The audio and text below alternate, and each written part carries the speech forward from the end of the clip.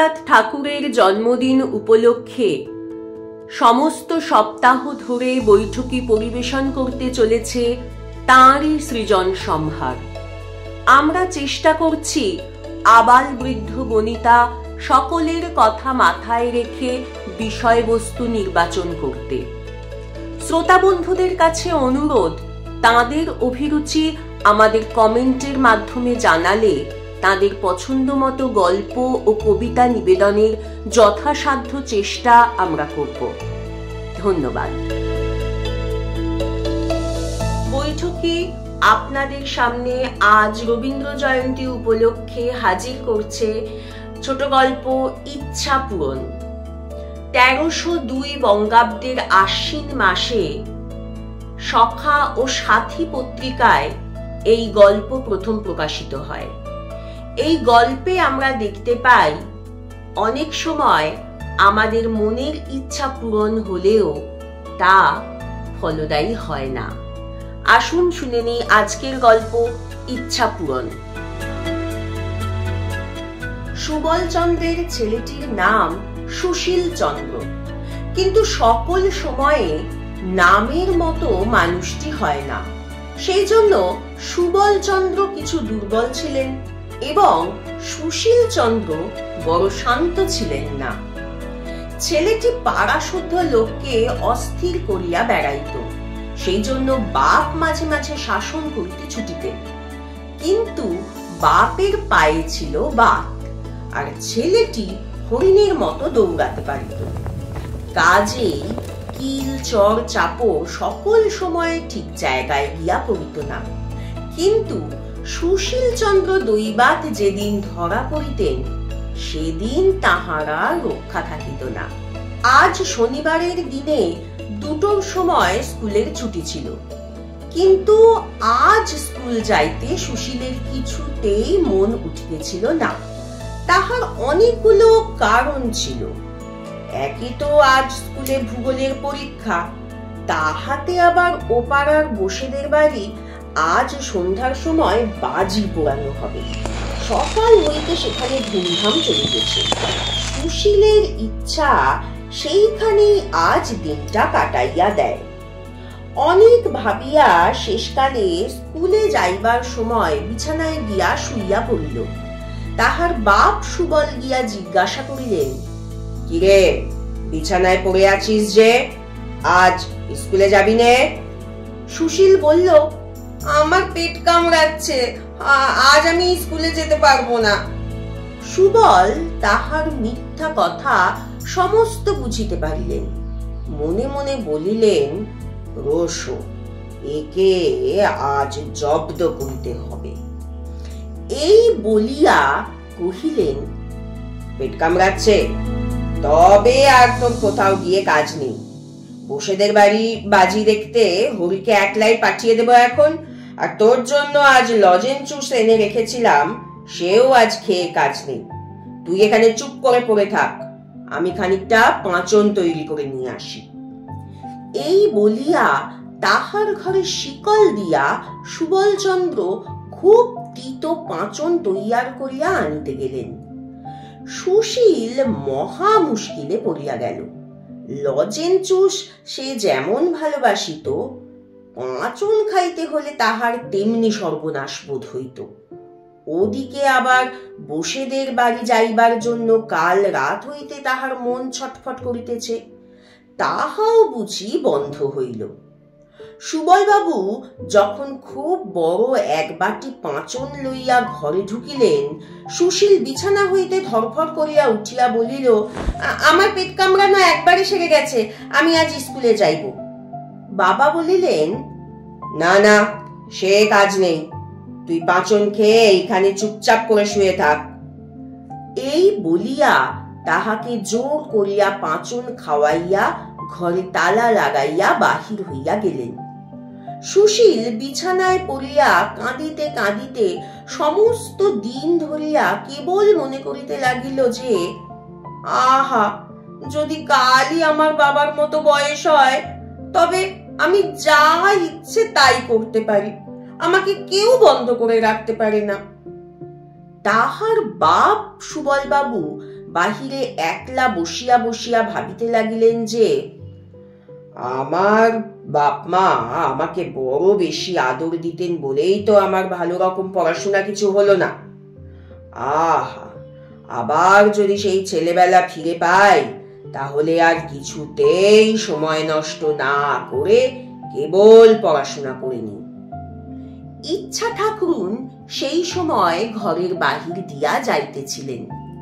তিনি বাপের ও ছেলের মনের ইচ্ছা জানিতে পারিয়া ভাবিলেন, আচ্ছা ভালো, কিছুদিন ইহাদের ইচ্ছা পূর্ণ করিয়াই দেখা যাক। এই ভাবিয়া বাপকে গিয়া বলিলেন, তোমার মনের ইচ্ছা পূর্ণ হইবে, কাল হইতে তুমি তোমার ছেলের বয়স পাইবে। আর ছেলেকে গিয়া বলিলেন, কাল হইতে তুমি তোমার বাপের বয়সী হইবে। শুনিয়া দুইজনে ভারী খুশি হইয়া উঠিলেন। বৃদ্ধ সুবলচন্দ্র রাত্রে ভালো ঘুমাইতে পারিতেন না, ভোরের দিকটায় ঘুমাইতেন। কিন্তু আজ তাহার কি হইল, হঠাৎ খুব ভোরে উঠিয়া একেবারে লম্ফ দিয়া বিছানা হইতে নামিয়া পড়িলেন। দেখিলেন খুব ছোট হয়ে গেছেন, পড়া দাঁতগুলো সব কটা উঠে গেছে, মুখের দাড়ি গোপ সমস্ত কোথায় গেছে তাহার আর চিহ্ন নেই। রাত্রে যে ধুতি এবং জামা পরিয়া শুইয়াছিলেন, সকালবেলায় তাহা এত ঢিলা হইয়া গেছে যে হাতের দুই আস্তিন প্রায় মাটি পর্যন্ত ঝুলিয়া পড়িয়াছে। জামার গলা বুক পর্যন্ত নামিয়াছে। ধুতির কোঁচটা এতই লুটিতেছে যে পা ফেলিয়া চলাই দায়। আমাদের সুশীল চন্দ্র অন্যদিন ভোরে উঠিয়া চারিদিকে দৌরাত্ম্য করিয়া বেড়ান, কিন্তু আজ তাহার ঘুম আর ভাঙে না। যখন তাহার বাপ সুবলচন্দ্রের চেঁচামেচিতে সে জাগিয়া উঠিল, তখন দেখিল কাপড় চোপড়গুলো গায়ে এমনি আটিয়া গেছে যে ছিঁড়িয়া ফাটিয়া কুটি কুটি হইবার জো হইয়াছে। শরীরটা সমস্ত বাড়িয়া উঠিয়াছে। কাঁচা পাকা গোফে দাড়িতে অর্ধেকটা মুখ দেখাই যায় না। মাথায় এক মাথা চুল ছিল, হাত দিয়া দেখে সামনে চুল নাই, পরিষ্কার টাক টক টক করিতেছে। আজ সকালে সুশীল চন্দ্র বিছানা ছাড়িয়া উঠিতেই চায় না। অনেকবার টুরি দিয়া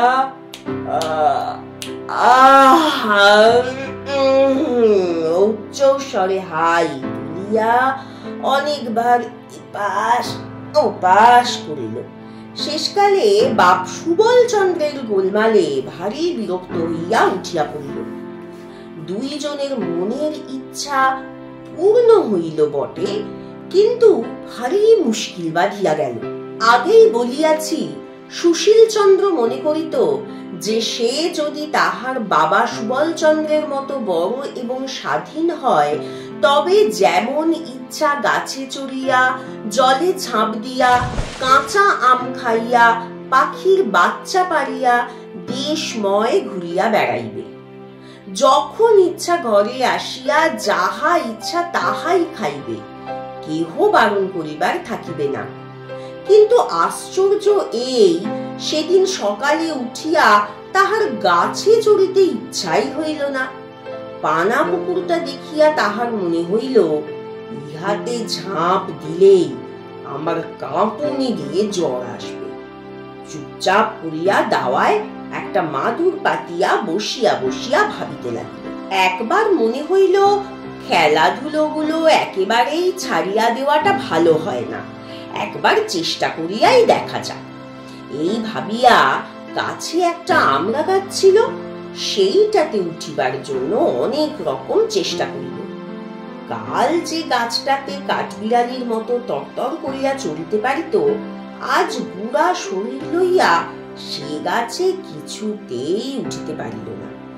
নিচেকার একটা কচি ডাল ধরিবা মাত্র সেটা তাহার শরীরের ভারে ভাঙিয়া গেল এবং বুড়া সুশীল ধপ করিয়া মাটিতে পড়িয়া গেল। কাছে রাস্তা দিয়া লোক চলিতেছিল, তাহারা বুড়াকে ছেলে মানুষের মতো গাছে চড়িতে ও পড়িতে দেখিয়া হাসিয়া অস্থির হইয়া গেল। সুশীলচন্দ্র লজ্জায় মুখ নিচু করিয়া আবার সেই দাওয়ায় মাদুরে আসিয়া বসিল। চাকরকে বলিল, ওরে বাজার থেকে 1 টাকার লজেন্স জুস কিনে আন। লজেন্স জুসের প্রতি সুশীল চন্দ্রের বড় লোভ ছিল। স্কুলের ধারে দোকানে সে রোজ নানা রঙের লজেন্স জুস সাজানো দেখিত। 2-4 পয়সা যাহা পাইত তাহাতেই লজেন্স জুস কিনিয়া খাইত। মনে করিত যখন বাবার মতো টাকা হইবে তখন কেবল পকেট ভরিয়া ভরিয়া লজেন্স জুস কিনিবে এবং খাইবে। আজ চাকর 1 টাকায় 1 রাস লজেন্স জুস কিনিয়া আনিয়া দিল। তাহারই একটা লইয়া সে দন্তহীন মুখের মধ্যে পুরিয়া চুষিতে লাগিল।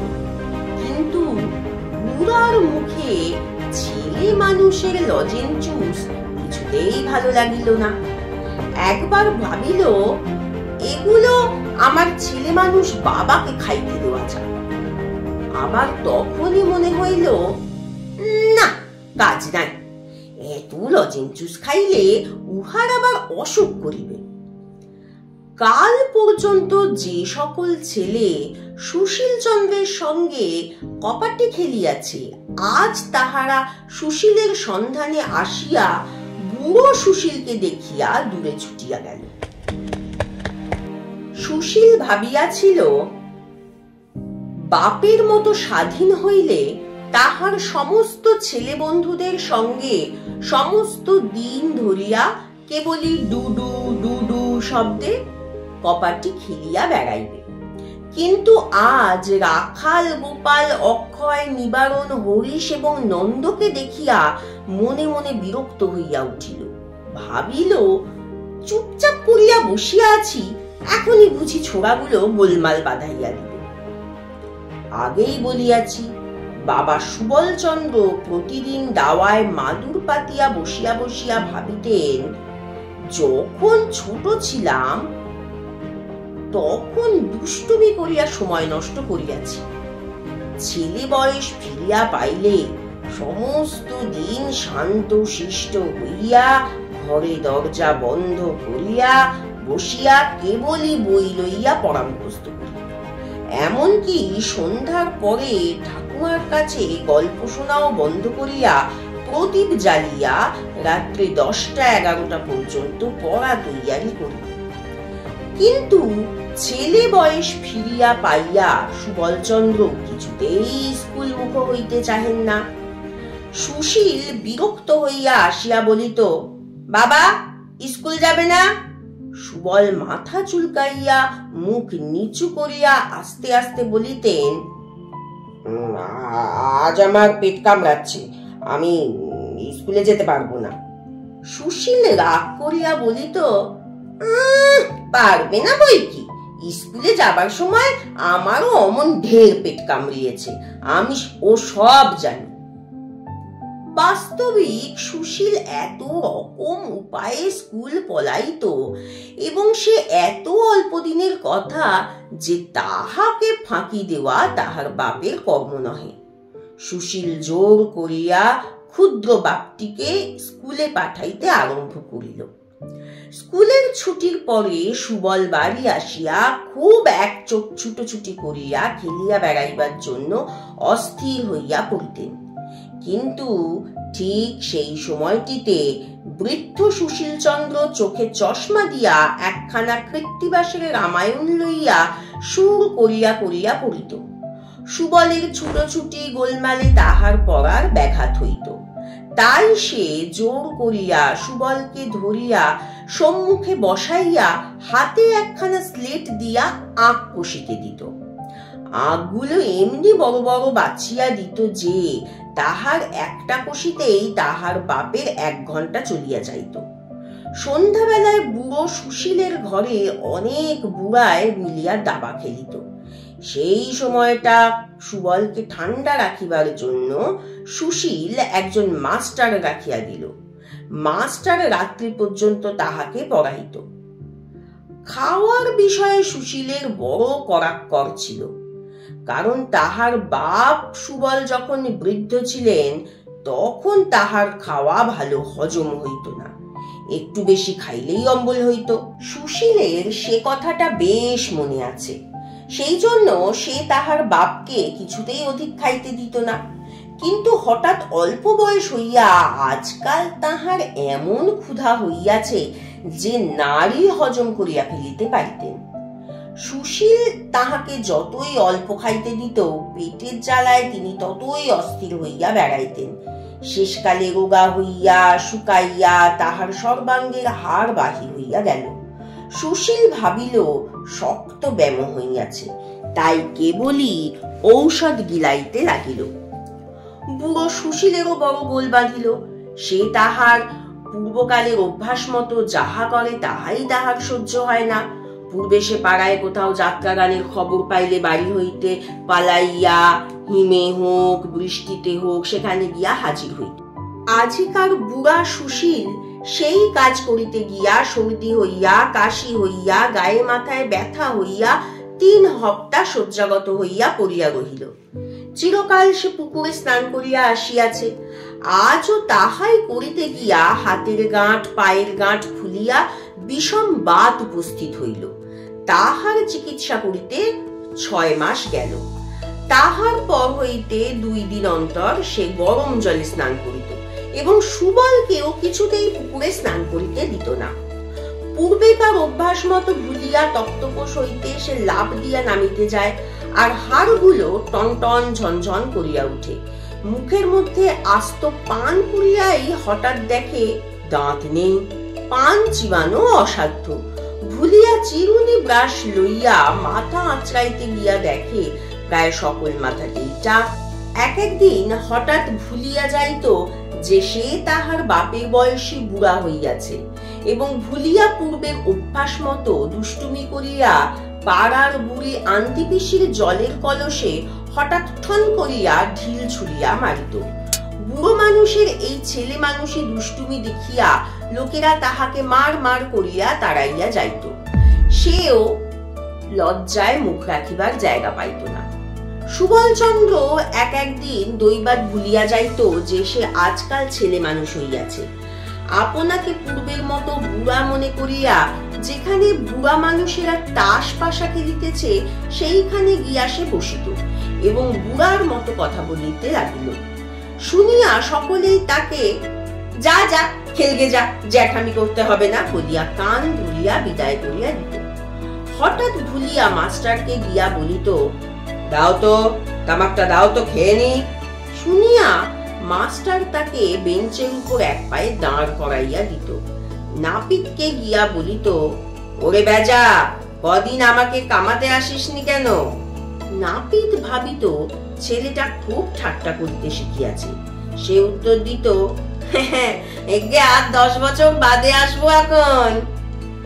আবার একদিন তাহার পূর্বের অভ্যাস মতো তাহার ছেলে সুশীলকে গিয়া মারিত। সুশীল ভারী রাগ করিয়া বলিত, পড়াশোনা করে তোমার এই বুদ্ধি হচ্ছে? এক রত্তি ছেলে হয়ে বুড়ো মানুষের গায়ে হাত তোলো।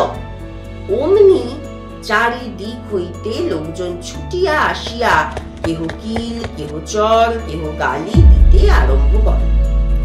তখন সুবল একান্ত মনে প্রার্থনা করিতে লাগিল যে, আহা, যদি আমি আমার ছেলে সুশীলের মতো বুড়ো হই এবং স্বাধীন হই তাহলে বেঁচে যাই।